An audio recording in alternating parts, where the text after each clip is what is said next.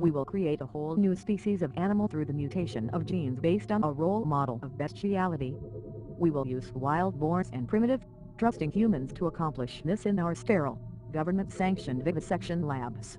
We will convince humans that although this new breed of animal is filthy and stupid and inferior, it is to become the main source of food for them. It will be our own private joke that they will be killing and eating their own kind, and that their disdain and repulsion towards these creatures is merely the disdain and repulsion they feel towards themselves. We will convince them that not only is cooked pig flesh delicious, but that the consumption of the bodies and secretions of all other animals is essential for sustaining life and happiness, and that it is totally natural. We will even add in scriptures to their corrupted holy books that support animal sacrifice and the killing of innocent beings, so that they may trust and believe it is ordained as good and right.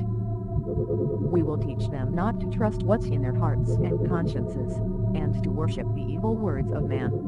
We will turn humans into cannibals, using their own greed, their own gluttony and their own self-indulgence. And the flesh of the slain beasts in their bellies will become their own hellish tombs of disease and suffering. They will grow weak from chronic disease, which will make it easier for us to control and manipulate and fool them. They will lose all capacity to feel empathy as they participate in these bloodbath orgies of flesh-eating derived from suffering, and the world around them will reflect their wickedness. They will become totally dependent upon us for all things having to do with their health, both physical and mental. We will then feed them more poisons to ensure they remain enslaved, just like the animals they use as slaves for this food.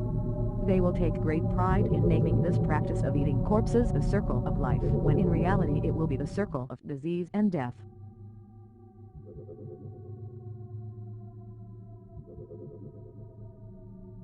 Slaves killing and eating other slaves. We are geniuses.